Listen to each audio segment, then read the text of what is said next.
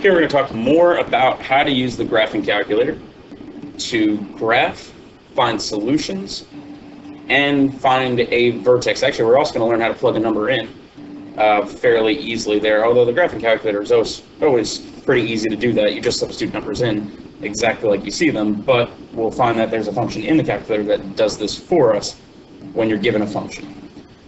So that's really four things we have going on. First off, just graphing, which should be fairly intuitive because it's actually labeled exactly like it appears. When y equals that expression, you're going to hit y equals and then type in that expression. So I'm going to do that. Negative x squared plus 2x plus 3. So graphing it or using the table. Actually, let's just go to the table first. I'm going to just take 4 points from there. Actually, I'm going to take those top 4 points.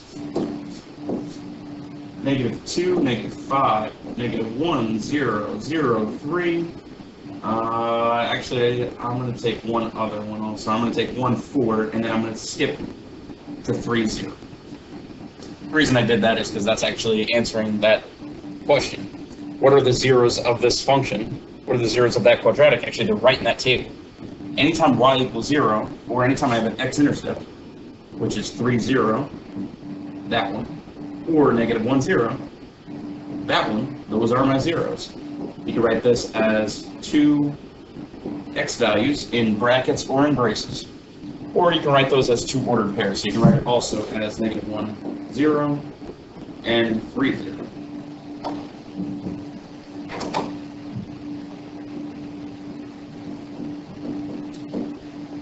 So this is pretty easy when you're given something that actually hits the x-axis at whole numbers. I'm going to graph the rest of that now. So I have -2, -5. I have 0, 3. I have 1, 4, which I think is my vertex.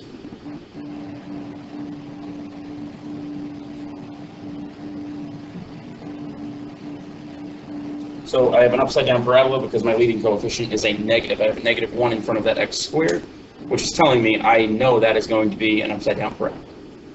The zeros are the 2 points where it hits the x-axis, and the vertex is going to be the highest point, or the maximum, from that graph, which is 1. That one was pretty easy because all of those are hitting at whole numbers. Let's try the next one and see if we get just as... So I'm going to type in that expression first. So I'm typing that into y equals just to see the table and the graph. So 1 divided by 2, if you want to type 0.5, that's all right also. Plus x minus 1. And let's see the graph first. That's an upright parabola because we have a positive leading coefficient, but I can't really tell too much from that, so I'm going to look at my table. I'm going to use some of those top points, -2, -1. I don't really want to use decimals, so I'm going to avoid those 0, -1, 2, 3, 4, 11 is going to be too big, so I might be forced to use some decimals here. Let's use -4, 3, I guess let's use one of those decimals, and I'm going to pick a pretty specific one. I'm going to use -1, -1.5.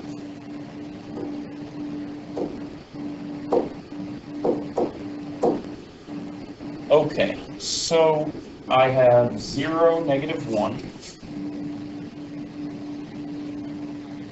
I'm going to start that over. I'm going to start with a good point. 0, -1. I have -2, -1. I have 2, 3. I have -4, 3. And -1, -1.5.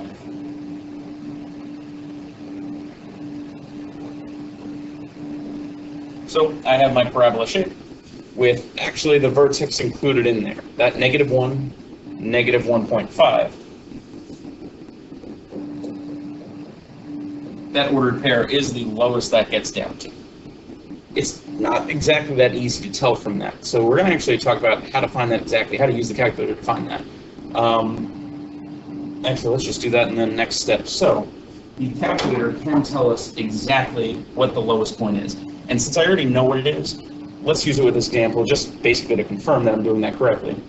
So I'm going to hit second and trace. Second and trace brings up that menu. And there's a bunch of stuff in here. Actually, we've already used intercept. That's where we found that two lines are hitting each other when we did systems of equations. So when we did two different lines, and we wanted to find where those two lines hit each other, we used that fifth option to find where those two lines intersect. The top four options are what we're going to use right now. So I want to figure out the bottom point there. So I have to actually understand what that means. I need to find the minimum of that graph. So I'm going to go down to that third option, hit enter, or you can just hit 3.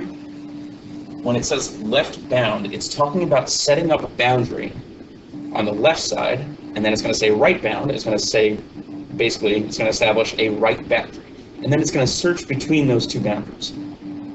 So I just need my left boundary to be anywhere on the left side of that point. I don't know exactly where it is. I mean, I kind of do, but I'm going to pretend I don't, and just set it up anywhere on the left side. Actually, any of these points are okay right now. That little spider thing is anywhere on this left side of the minimum. This arrow is basically saying that is my left boundary. It's going to search anywhere between that and the right boundary. So I'm going to put that right boundary anywhere on this side. I'm good so far. I'm just going to exaggerate it to make sure I'm good. Anywhere over there. You set up a left and a right boundary. Now the calculator will search between there to find the minimum in between those two lines. The reason it's doing this is because sometimes a line will, a curve will bounce back and forth a couple times, and it might have more than one minimum. And you want to kind of set up parameters for it to search between those two lines. So I just wanted to search in between those two red lines, and I'm going to hit enter. I don't need to make a guess. I'm just going to hit enter. And that is confirming what I pretty much already knew, that my vertex is at that spot, -1, -1.5. It's not always that convenient. Actually, most of the time it will not be that easy. The vertex could be a decimal that's not appearing in your table. It's not always just going to show up right there, which is why we want to be able to use this resource and have the calculator find any decimal for us. While we're at it, let's use the calculator to find our solutions, which is very similar. Again, you're going to hit second trace, and the calculator is going to try to make it as easy as possible. We're looking for a 0, so you hit number 2. Same thing. It's the exact same logic as before. We're thinking about setting up a left and a right boundary so that the calculator can search for one of these zeros at a time. You can see that that graph is hitting the x-axis 2 times. It's hitting here, and it's hitting there. It can't search for both of those at the same time. It can only search for one at a time. So I need to make sure my left and my right boundary are really specific. So I'm going to set up my left boundary. I'm going to do this left point first. Anywhere to the left of that x, this green x that I set up here.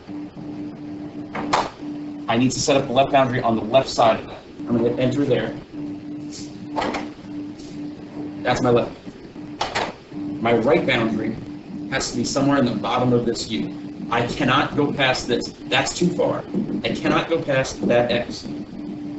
It has to be somewhere to the right of the first one, but it can't pass the second one. Otherwise, it's going to get confused on which one it's searching for. It's still going to find one of them, but it's going to tell you just one instead of the one that you're actually looking for, the specific one that we're talking about. I'm going to set it up at the very bottom. Actually, that's a good rule in general. Look for the vertex and set it up there. So my right boundary is there. It's going to find that solution. I'm going to hit enter one more time. That is my solution.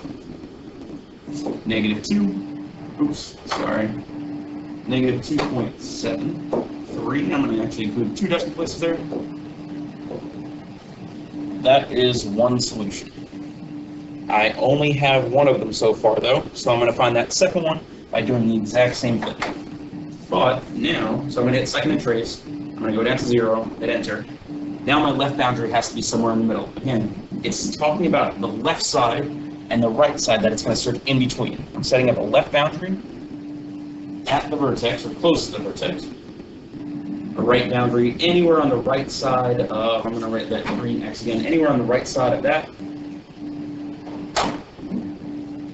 And it's going to search in between these two blue lines, that and that. That's my left and my right boundary. If you switch those, it won't know what to do with it. It has to have a left boundary on the left side, right boundary on the right side, and then you hit enter the one more time to find your solution, which here is a positive 0.73, comma 0. Those are my two solutions. That is an irrational number, so it actually you wouldn't have been able to factor that, but you could have used the quadratic formula to find that. On the first one, we had rational solutions, so you could have factored it, you could have used the quadratic formula, or you can now use the graphing calculator. You now have 3 different methods to finding your solution, depending on the problem. The first one on the left side, you could use all 3. The second one, you can only use the quadratic formula and the graphing calculator to do that. All right, we're going to run through one more example without having to go through the whole graphing. Remember, all the things that we need are on this menu, and we're also going to talk about what value means, that top option. But before we do that, let's just find our zeros. So I'm going to get rid of this graph, start over with this new one, 2x squared minus 3x, oops, I missed the minus, 2x squared minus 3x minus 5. Let's look at my graph just to see the picture. Actually, let's look at the table just to see. Oh, I do have a 0 right there. -1, 0 is actually one of my solutions.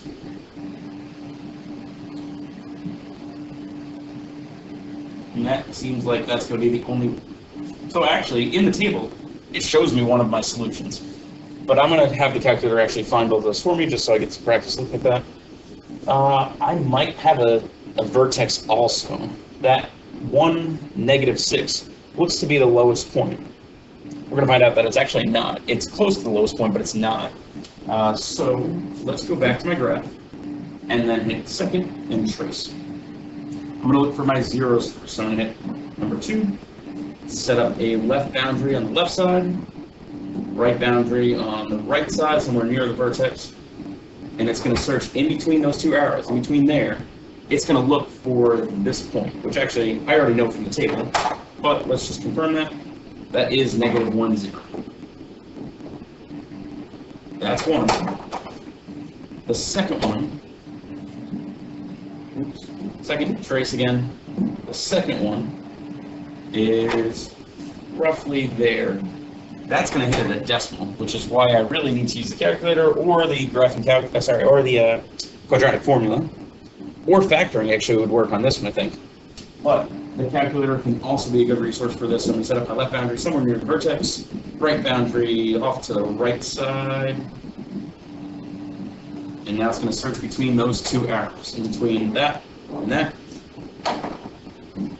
and it found 2.5, comma 0. So 2.50 is my second solution. A lot of things can go wrong here, so again, you can just check to make sure that you're doing this right. Actually, let's do that. Let's plug in 2.5 by using the value function. So I'm going to use this function in the calculator. It's again in that same menu, second trace. I'm going to hit value. Basically, it's asking for an x value. You're going to take that x value, type it in, and then hit enter. I'm going to take 2.5, plug it in, hit enter. That's telling me that exact point. It's saying that when I plug in 2.5 as an x value, 0 is my y value. While we're there, let's just do this one also.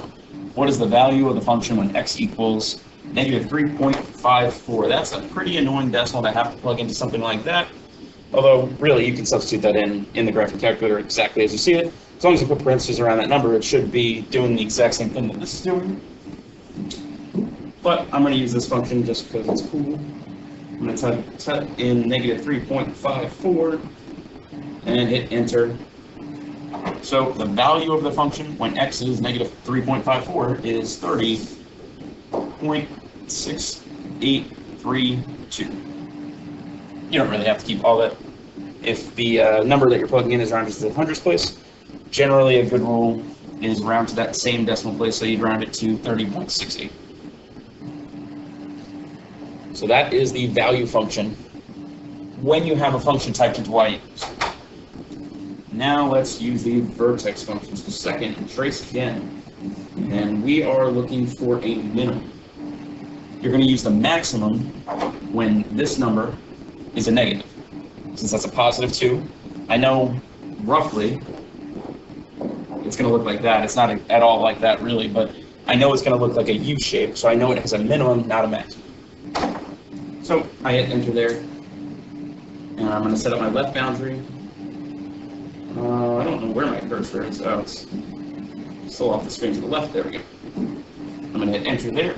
Now I have to go to the right side of the vertex, so anywhere on the right side of that U shape, and now it's going to search in between those for that exact point. So one of the problems here is that it's rounding that, and I'm not entirely sure why, but that should be exactly 0.75. That, if you see a string of 9s like that, first off, just rounding, we would round that to 0.75, but it's actually exactly 0.75. I'm not sure why the calculator is off by that. That might be the millionths place, but it should be exactly 0.75. So you could write that as a fraction as 0.75, comma 6.125. Oh, sorry, negative 6.125. Or if you want to write it as a fraction, it would be 3/4, comma, it's negative 49 over 8. Oops, 49 over 8.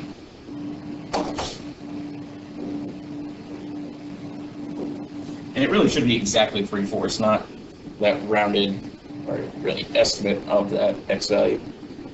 But that's how you use that trace function, or second, really, calculating function, to find the value given an x value, the value of a function, the zero of a function, and then the vertex, which is either called the maximum or the minimum.